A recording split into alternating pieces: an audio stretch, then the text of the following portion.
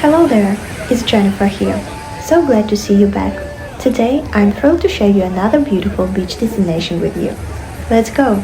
Subscribe!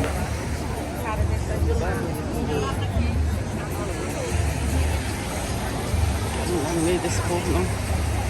Tem muita gente parada. Lá tem que passar.